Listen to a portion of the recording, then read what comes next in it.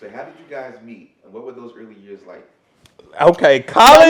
No. Hold on. Let me talk. I gotta tell my story because you tell stories in the story. It's not true. First of all, college was lit.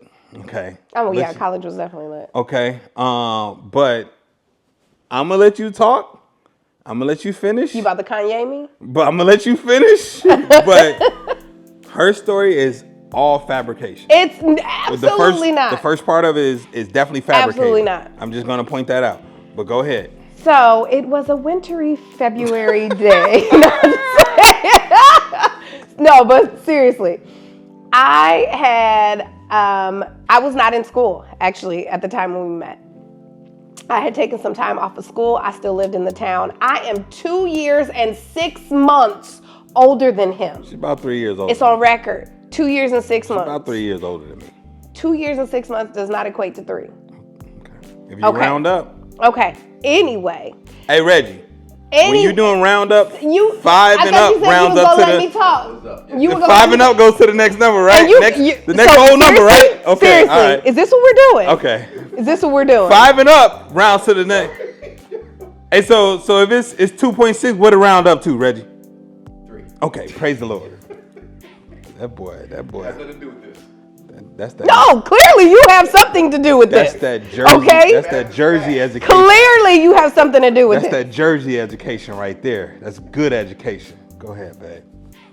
2 years and 6 months. So I say that because I had been on campus much longer than him. Okay. I took a break. I took some time off, so I was not on campus. I signed up to sing in a talent show. I go to the talent show. I forgot I signed up. So when they sent me the email and I go to sing in the talent show, I'm like, oh shoot, I have to work tonight. I worked in the community as like a community counselor. So I took my child, who I was counseling that night. It's probably unethical, but I did it. I took him to the talent show with me and sat him in the chair while I got on the stage and I sang my song, got off the stage and I left. That was that. I did not notice anybody who was there. I did not notice anything that was happening. I didn't have any interaction with any person in the building. And then when you bring me to this, there I see something completely different. Okay? So I come in and there was a cloud that brought her out.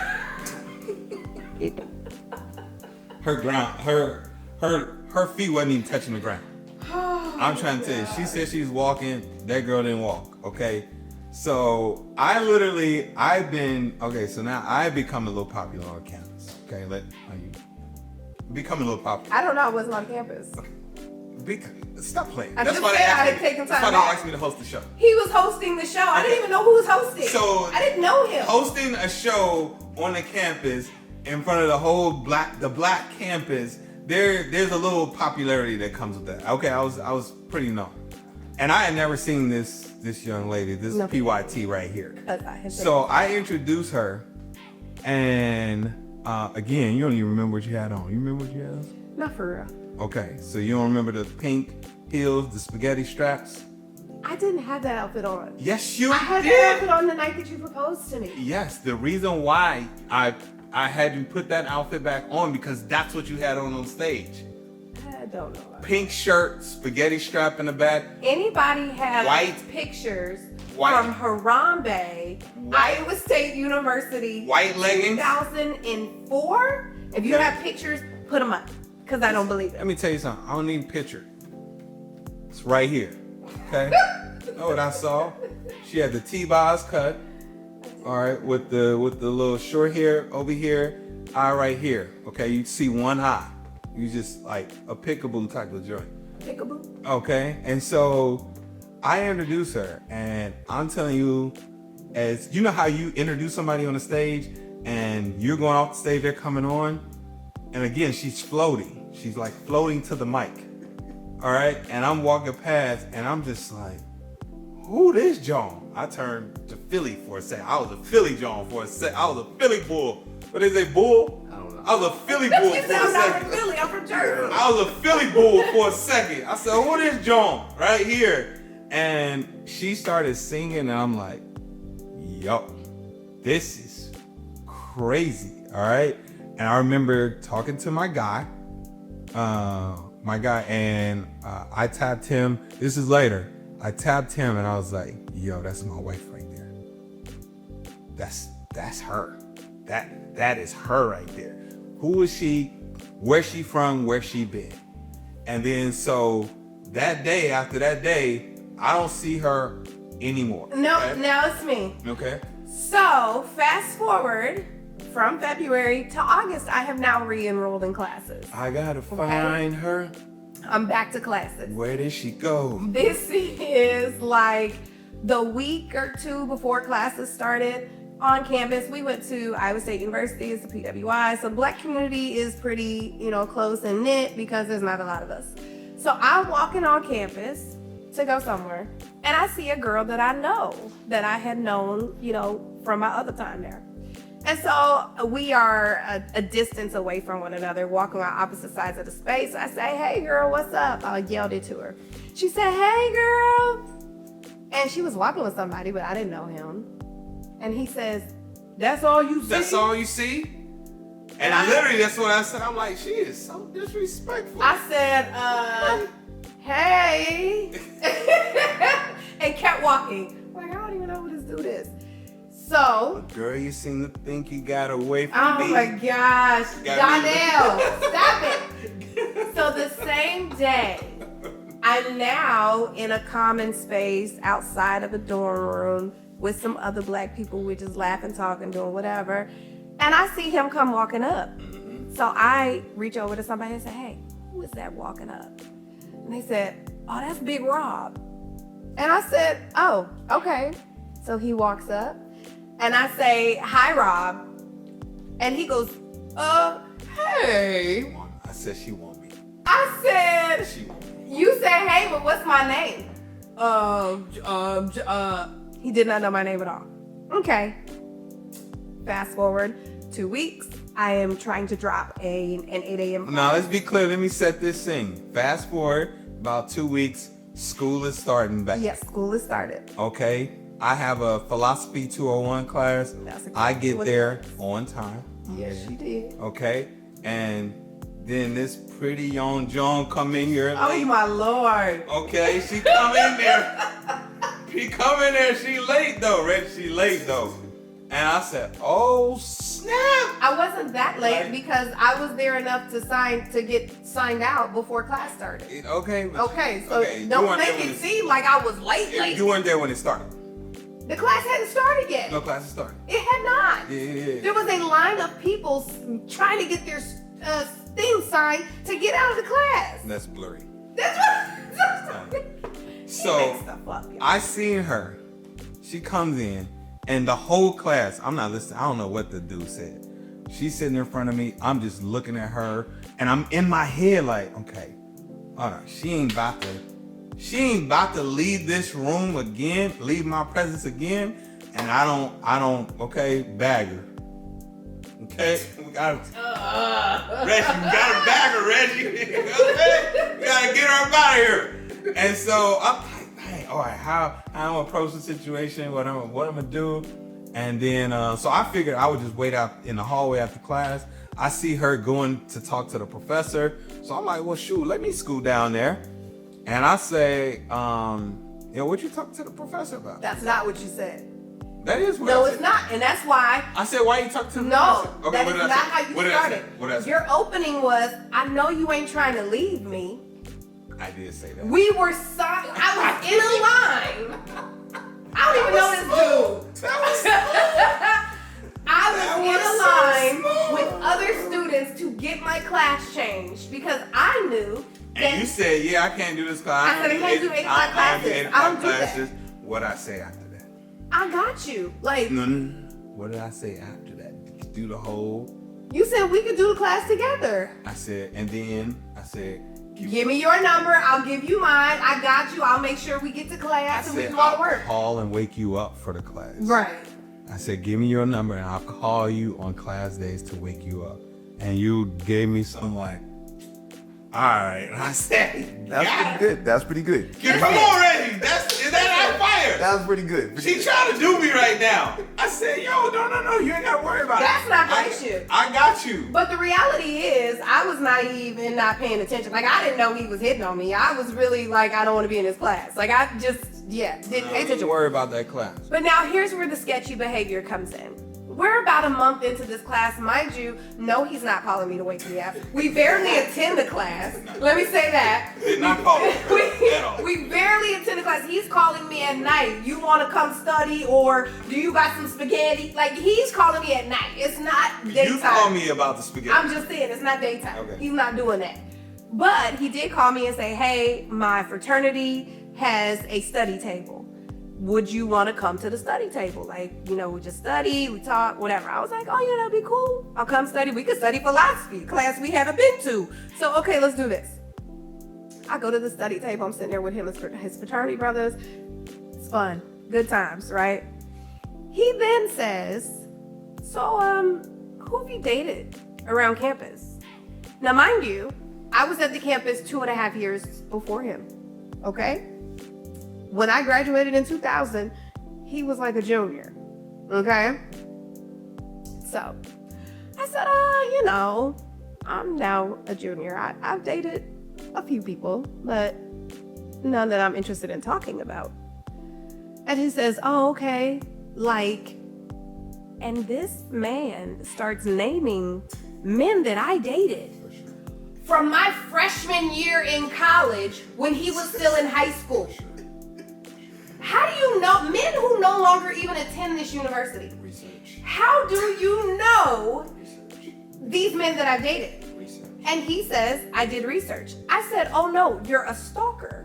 That is what I see, is you're a stalker, because there's no research. What are you talking about? What he later says is, you know, guys actually talk more than girls. You just got to ask the questions and listen. And I was like, okay, that's crazy. It was crazy. So he then unfolds the story that when he seen me, this is later once we're finally dating, that when he seen me in February, he told his friend, hey, that's my wife. And from February until August, an entire 6 months, he would strategically go around and ask everybody who I was. I'm like, yo, Who I was and who I dated. who she been with, all of those things. I wanted to make sure I'm not shaking another guy's hand that she been like, yeah, I ain't, you know, all of that, okay? So I jokingly say I married my stalker. Yes. It worked out for me though, and I almost was gonna title a book that, but then I didn't want women believing that it's a possibility you should marry your stalker, because I don't agree with that. Yeah. This was just a God ordained stalker. So. Goodness. But I think that's how it went down, and from there, it, you know, it grew some more legs that we're gonna get into. I'm sure we are. So what drew y'all to each other? What were the early red flags? I already said kind of what drew me into you, but It early, was my singing and my beauty. right, and then, you know, later I understand that, oh, she's a nerd as well, Right. you know. So when we were doing the study tables and you were sharing all the poems that you were writing and the songs that you were written and all of those things, like, I was just fascinated by those things. Okay, Edward, did you want to hit the red flags? And then you go first. Okay. So what drew me to you, like I said, I didn't know you liked me. I didn't know. I literally, naively thought this was a class thing. Like, I did not know that he was pursuing me. And it was actually 2 months later that I actually figured out that he was in fact pursuing me. My friends would come to me and be like, hey, does he like you? I was like, no, like, he's just a really good friend. Like, he doesn't like me. It's not like that. He got friend zoned. Yes, he did. Trying to put me in the I said, he is going to be a really good friend, because we would talk. And in my head, I'm like, she's gonna be a really good mother. You know what I'm saying, Reggie? We would talk for hours as though we had known each other our entire lives. Like, we would go to sleep on the phone, like all types of crazy Yeah, all of that stuff. stuff. As friends though, like, we're talking about life. And so I was like, no, like, this, I'm finally, because this was another thing, and I don't know about every woman, but I know as a young woman, I truly had a desire to have a male best friend. I never had one.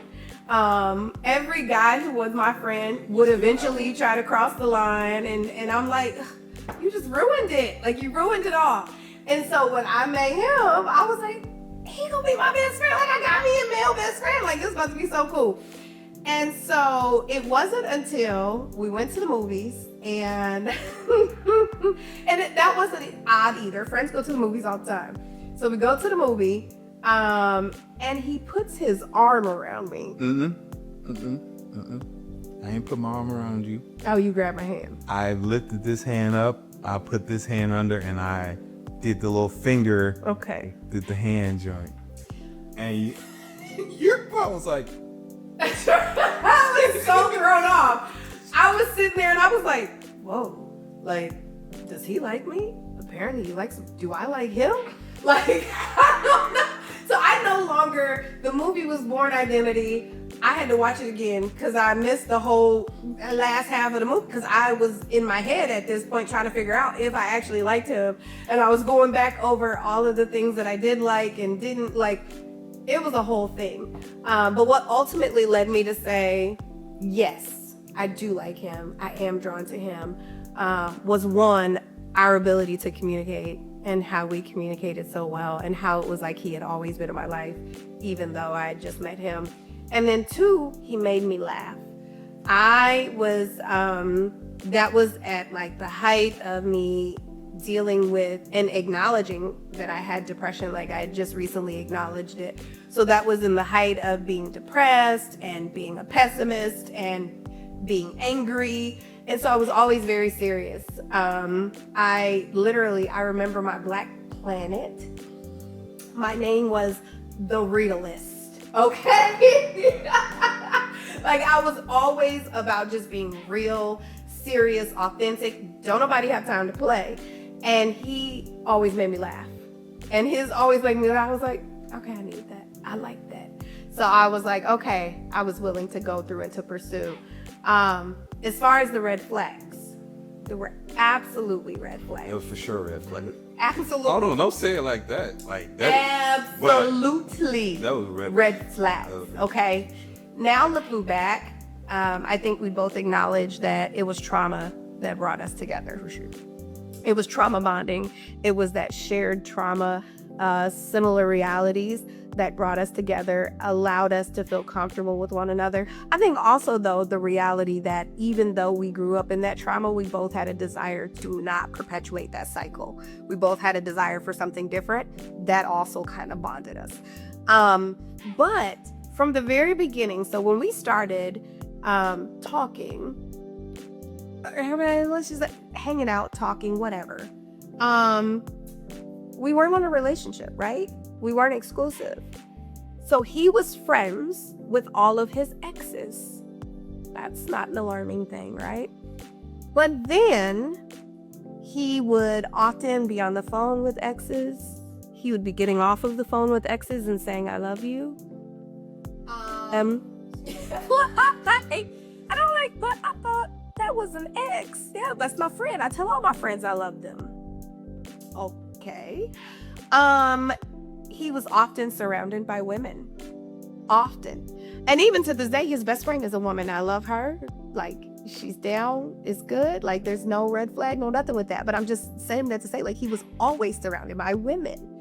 And I was just like, this don't feel right. So after so many, and you know, after so many I love yous, I actually said to him, you know, I think I might be catching serious feelings. Like, I think it might be taking me toward maybe wanting to be in a relationship with you, and I see you're not ready. So I'm gonna just step back. I'm gonna step aside, and you know, when you're ready, I'm available. Come holler. Like, are we good? I should have ran away because he then is in my door singing Boys to Men on Bended Knee. I'm sorry. Please forgive me for all the wrong I... Listen, stop it. And to set the stage. Swallow my pride. If you don't Stop stop, pointing fingers. The blame is on me. and to set the I stage, want a new life. he was only 20 years old. Yes. So he was 20 years old. I was 22. And I was at a different space. Like, I was at a space where I was trying to start healing. I was identifying that, like I said, I identified before he came that there was some healing that needed to happen. So I was in that space. He was 20. He was in the height of discovering the world. As they say, his nostrils were open, right? So when I said that to him, he came singing the song, asked me to be in a relationship with him, and he was going to change and everything was going to be right. And of course, play the symphony. Was that the truth? No. So here's the thing with that. And I would say red flags, I can identify red flags even in myself on this, because I definitely was not ready for a serious relationship. What happened was I was telling my father about our relationship, and I had told him like, man, this girl, I said, Pop, this girl took away all my drawers that had holes in them, and she bought me new drawers. And he was like, son, you better marry that girl. This is what he said. He's like, you better marry that girl. And as I'm telling him these things, he's like, man, it sounds like you got a good girl there. And I'm like, okay. So in my head now, I know that my maturity level is not ready for what's happening, but I also know, and this is very selfish thinking, I also know that I can't allow you to be with someone else. Very, very, very selfish thinking, right? So I just even lost my virginity, and not saying I'm glorifying it, but this better be a safe place for y'all that are watching this, okay? I just lost my virginity. I'm still like, whoa, hold on now. What did we just fall into here? And I am now, you got to look at, my childhood is very restricted. Like, I didn't go to parties. I didn't do a lot of things. And so now I'm going to parties, I'm hanging with people, I'm the life of the party, I'm popular, all of these things. And then you come and it's like, oh shoot, this is a great girl. My father validates it. I respect his opinion a lot. But I'm like, wait a minute. There's still so much that I had to experience or done over here. And that's how, for me, that would be my own personal red flag, is identifying. Like, for instance, there was a time, I don't even know if you remember this, where you were like, yo, you gonna come over and hang out? I cooked something for us. And I'm like, oh shoot, okay, bet. And I hit my guy up, Dijon, and I'm still looking at it like one of those type of buyers. I say, yo, I'm about to go over here, I'm talking to Julanda, and then you come get some food. She got a roommate, all of that. You know what I'm saying? Well, like, I want let me put you on, all that stuff. We get to the door and you literally have a candlelight dinner ready. And he's like, I don't think I'm supposed to be here. And I said, I don't think you're supposed to be here either, bruh. Like, I didn't know this even happening. So this was just a completely different experience that I had never experienced in my life, not let alone from a woman. Like, I had never experienced anything like this.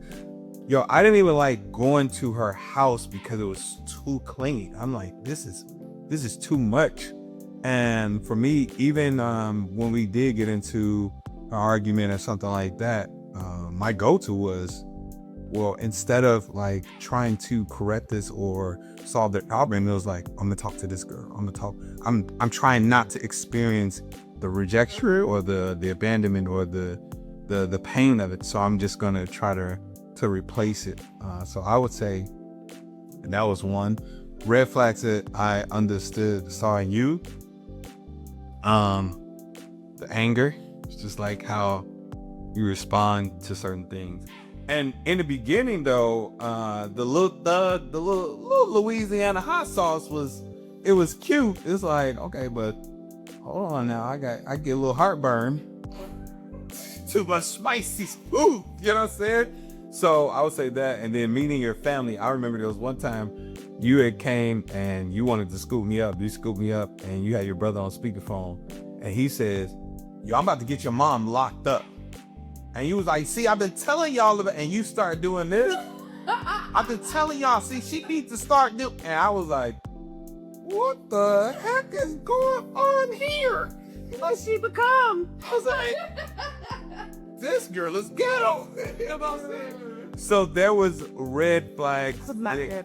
or hood, or whatever you want to call it. Never been ghetto. Hood, okay, you okay? A thug, all of those things. So I was like, these were so red flags, and something that maybe that has impacted us, but I wouldn't necessarily call it a red flag. Is the abuse? I didn't know that would be something a journey that we would have to navigate together. I didn't know how real it was until It took a while for you to get it. yeah, for sure. Until we had the phone call with so they're literally the guy that had molested my wife as a child. His kids started going to the school that she was working at, and he's now trying to communicate and all that stuff. And there was one time where she's pregnant. He sees her and he puts his hand on her stomach, and I'm like, nigga, what are you doing? I was that's what I said. You being real. That's It's like, nigga, what are you doing? And I'm about to, because back then it was, for me, I was very aggressive. Like, I'm just, if we gotta go there, we're gonna go there. And then later on, she had already told me who he was, so I just honored that, but I didn't know the severity of it until they have a phone call. She had them on speaker, and my man is apologizing. He reached out and asked to talk to me. Yeah. And I was like, no. But he kept reaching out. Yeah. And so you just convinced me to just go I ahead. said, no, let's go on this one. How did I? Yo, I'll be right there. If ever anything go down or you feel like you're uncomfortable at school, I got no problem coming up to the school or whatever. But to hear my man, and he talked about how this was done to him by other men and all this stuff, and Women. other women, and but he was apologetic and all of that. But at that moment, I was like, that's okay. That's wild. So I would say that would be something that I didn't know that we were really gonna have to navigate. Yeah, I was gonna say a red flag for me was probably the depression, and my willingness to just leave, because that's what she's a runner, she's a track star. Like, that's what I ran my whole life. That's why, I ended up in college to try to run away from where I was. And so, I didn't go to college because I wanted to learn. I didn't. I went to college just to get out of my situation. And so I thought, like, definitely that was a red flag. Anytime I'm like, listen, you doing too much, I'ma just be out. Like, I'm seeing all the girls, I'm seeing all this, I'm out. I'm not doing this back and forth with you. And so, yeah, that and the depression was heavy as well. So when did things start to shift from excitement to challenge? So things start to shift from excitement to challenge when I proposed. I think that was the part where I proposed, which was great. We actually moved in together, and we were starting premarital counseling, and then our pastor was actually talking to us about, we need to move out of the same spots. But I think now you want to go from there. I don't. So that's where it shifted for you. I don't think that.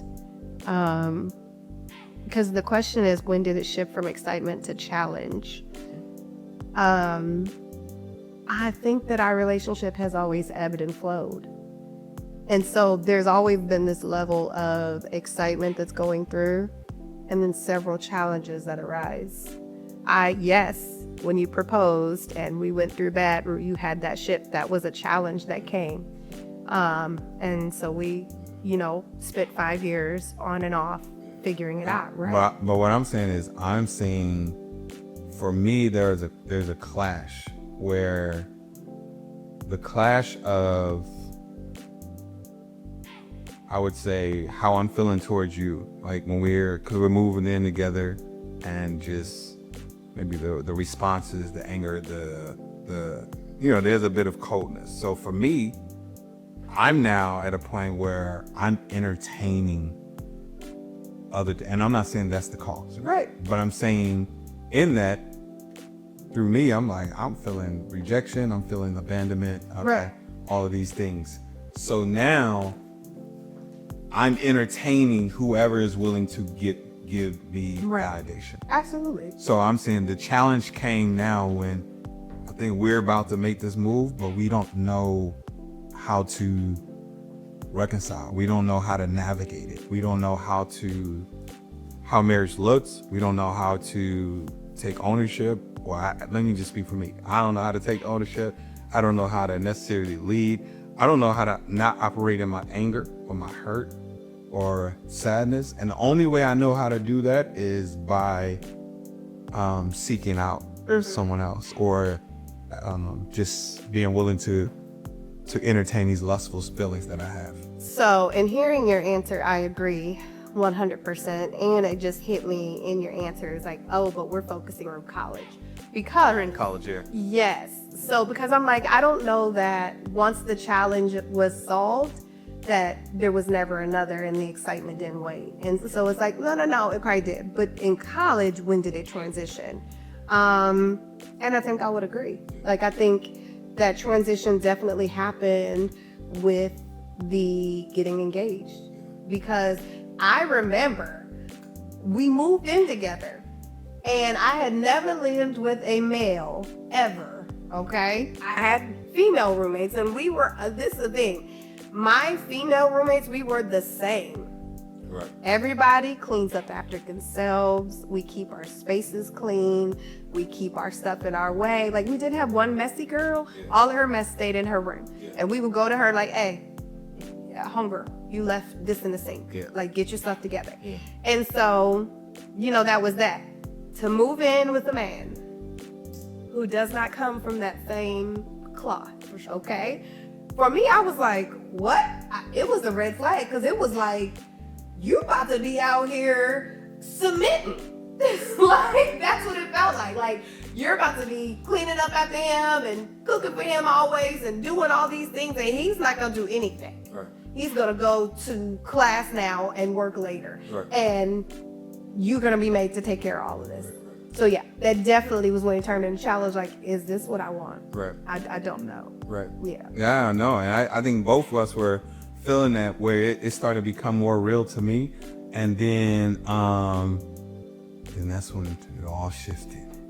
Whereas now there's a young lady at work that compliments me, and my eyes are now just wide open. And so now I'm entertaining conversations and late night conversations there.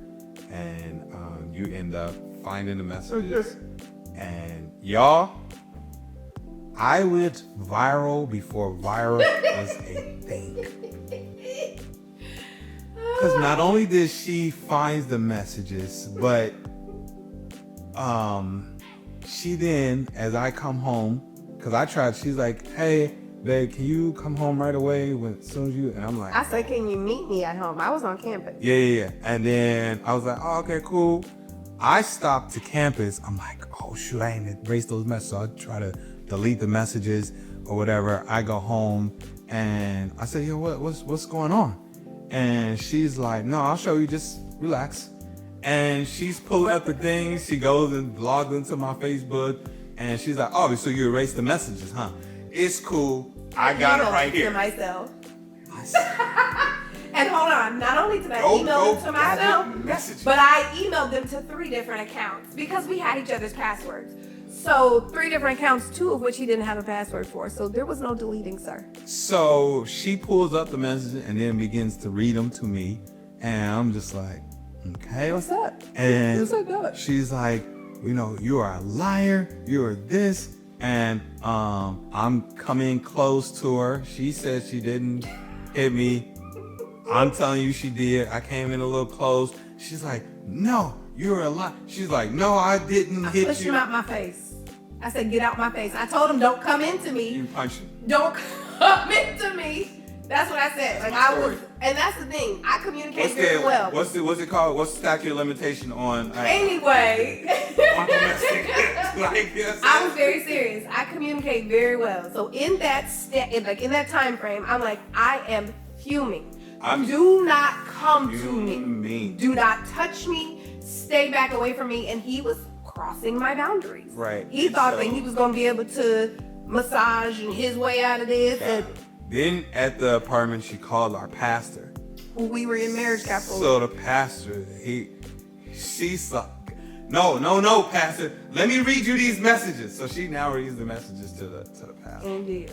And now he gets on the phone. He want to talk to you. And I'm like, but you left out. I told Pastor there is no marriage happening here. For sure. Just so you know, I'm done with this joker. It's over.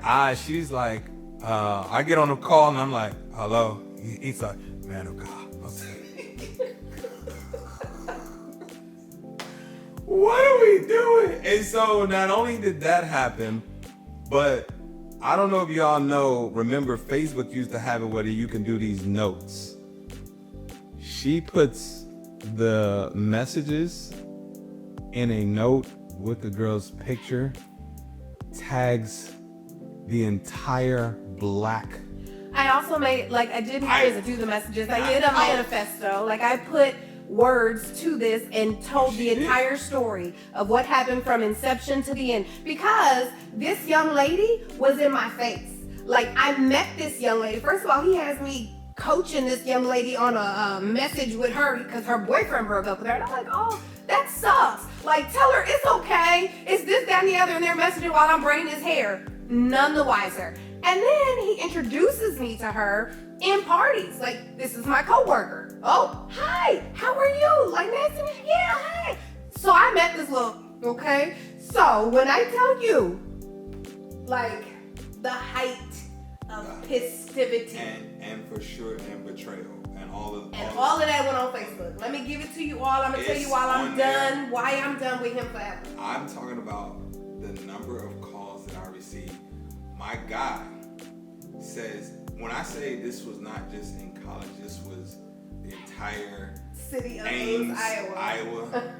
My guy hits me and says, so my supervisor is running a meeting and he's telling us there, he's like, yo, look, this guy got caught cheating on his fiance.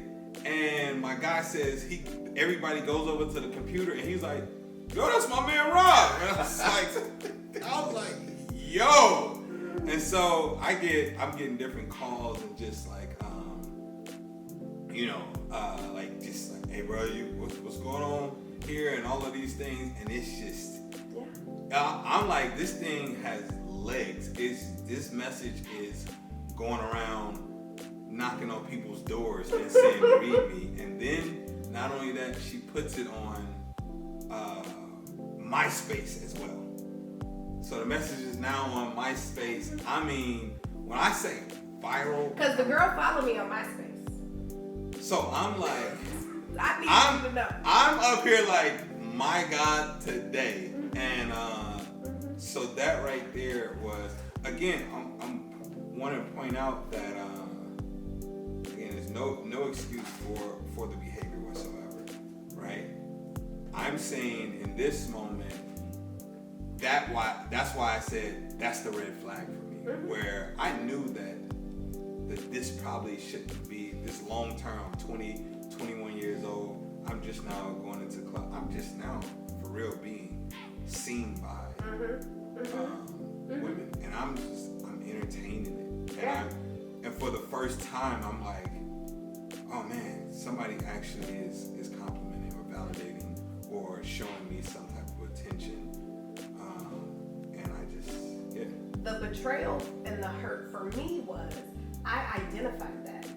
So when I came to you and I identified I'm kind of catching feelings, but he's not ready and I'm not. No, you said that. I'm not going to go through that. So I'm going to take space. I identified that. So when he takes his time and comes back singing songs and no, I'm ready, it's not what you think. The naive, he caught me in a very naive season because for some reason I believed him, And it was like, yo, what? Like, you literally told me that you were ready and you proposed to me, not because you were ready to be my husband, but because you didn't want me to be with anyone else. And that was selfish. And that frustrated me big time. So I think that was the challenging part. That was the shift of it all. And now we had to act. That's what the work behind the vows is about. Like, how do you, there's so many people from college that's like, you know, they'll see us and like, yo, I remember, dang, y'all are still together, and how you work through that, and it also became a symbol of hope for certain relationships. Listen, I have a friend who, early on, she don't do it no more, but we would get together with them, and she would look at me and she would say, is he still a hoe? And the funny thing about it is, because what she's referencing is a party where I was intoxicated at the party, he's intoxicated. We were actually not together, and I'm across the room yelling, he's a hoe! He's a hoe! And it was like, if you needed a scene to be caused, I was gonna cause it, okay? And it was hilarious. And so just knowing us now, and we got kids, and she's like, is he still on? I'm, you know, this story is coming out. I'm happy that we get to use this story, and we tell people and all that stuff. But the embarrassment that I feel right now is just crazy. Even like just reacting it and going through it. But I'm also like, dang, you know, I've grown a lot. You know, and I'm excited about the man that I've become and still becoming. But yeah, for sure. Our relationship is a testament to God. Yeah, for sure. Because this is wild. Yeah. So Words had a work wife. Yeah, he did, actually, literally. So, You know. okay. Hey, Reggie, don't add. I'm just in the background. This man right here, bro. Okay. Just stick to producing. Right? So how did you guys rebuild after the breakup? That was the hard part. Like listen, I would message her on like holidays and stuff like that, and she was like, "F you, your holidays. I hope your Christmas." That happened. What are you talking about? Let me say this. This man will exaggerate and change some This stuff didn't happen? up. That absolutely happened, Okay. but that wasn't after that breakup. So the thing No, I'm just saying, broke up period. Yeah. over the period of 5 years. We got back together and broke up probably a good 10 times. Yeah, there was some times. I'm just saying, there was some times where There was one final major betrayal, and I had decided I was finally off of this hamster wheel. I was done with it. It had been 5 years. In that 5 years, we had police involved. Here's the thing. Listen, like, Look at God. listen. Let me tell you something, Reggie. Let me tell you this story, okay? Look at This God. girl- You don't need to tell the whole story. No. I'm just wanting just a little quick little joint. Okay. So we finally getting back. This is maybe One of the times we I don't made know, up. Yeah, one of the times we made up. We get back together, and then I'm about to go to class. I leave my phone. He left his phone at my house. And then I get to class, and I'm like, oh God, I left So what my did I phone. do? I turned him. First of all, I'm in his phone. I why know you his in my password. phone? Like, why you? I know his password. Why you I'm in in my the phone. though? So I come to the phone, and she is cutting up Engagement pictures? pictures of us, and she's like, I'm so sick of this. I'm tired of and your all this mess. stuff. And so, listen, I'm now trying to leave. I'm like, you know what? F it. Give me my stuff. Let me leave. All right. And she stands in front of the door Not true. while I'm trying to leave. So I threw his stuff down the stairs. Okay. He was mad that I threw his stuff, but remember when he says he got hit initially, which I say I didn't hit him, I pushed him, he was doing that same thing. He was trying to hold me and get in my space, and I'm like, leave me alone, get out. So I run downstairs. Yes, And I run blocking me downstairs. from leaving. He comes behind me, I am at the door. I'm like, I want you to just get out. Well, I want to talk to you. You No, don't want me to I wasn't leave. trying to You talk. threw my stuff I was down trying there. to If you get my wanted me to stuff. leave, you wouldn't have threw my stuff. Your stuff is right there. Get it and go. Guess what she says, Reggie? I'm going to call the police. She says, help, help, somebody call the police. So listen. And sure enough, I still loved him too much to actually actually be the one to call the police. I had my phone. No, you gotta tell this part. I had my phone. I said, hello, I need you to come and get him because he won't leave my house. Thinking he was gonna leave, I hadn't called anybody. My phone rings. And I'm like, oh my God. And so finally she just yells out, help, help, somebody call the police. I opened my front door and yelled at the police didn't come. The police come. And I'm looking at, I said, oh, there's a police car. So I'm like, oh, shoot. And it happened to be one of my frat brothers that is a cop.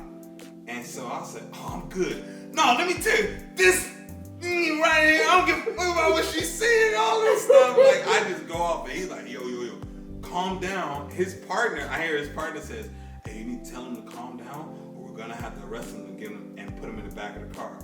I hear this and I says, I'm done. And I go quiet and all of that stuff. And so I'm just saying it was still not done because of, like, I think I ignited all the things that she had started to repair was now being reignited by my behavior. Again, not excusing my behavior. I'm saying this is something that I caused on our relationship. And the final straw happened where she was no longer wanting to communicate. And from there, I think we did go a certain period where we did not talk. Yeah, we didn't talk for 60 days.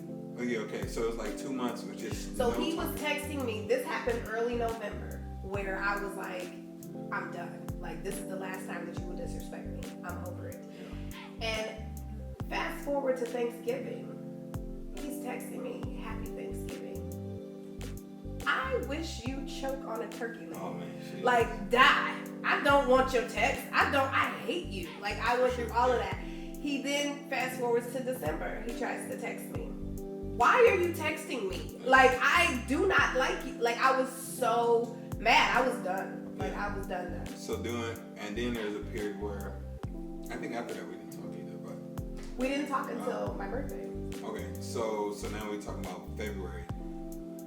And then I'm at a point where I'm like, oh man, this is just, crazy. And so this time, I think this is when you were going through the process. You would start going back. I started the process in December. So in December, every year we would have a fast that we would do when we were in a relationship. So we would fast from a couple days after December until my birthday. And so, but when I was mad at him, I was mad at God too. So I cussed him and God both out. And I told God I'm done with him too. Like, I'm not messing with neither one of y'all. You can go with him and y'all can be together. And so come December, I literally said out loud to God, and just so you know, I'm still gonna do this fast, and it ain't about you. I'm doing it because this is what I do. And so I often say, like, I think God just sits and looks at me and just kind of rolls his eyes like, this girl.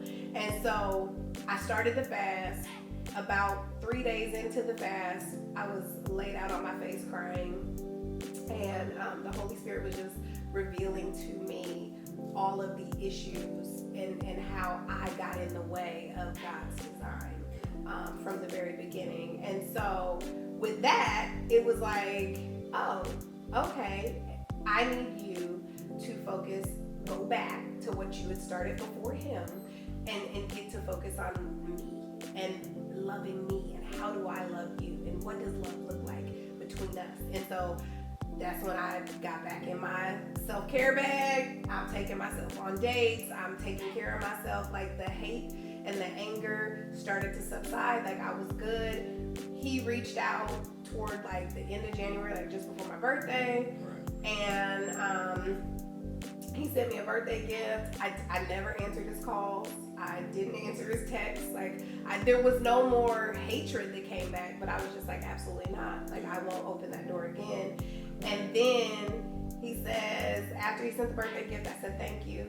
And then he says, what about, like, if I just called you around lunchtime every day? And I said to him, you can call, but I'm not going to answer, just so you know. And he was like, oh, it's fine, I'm gonna leave a voicemail. I said, okay, cool. So he started calling every day, leaving a voicemail.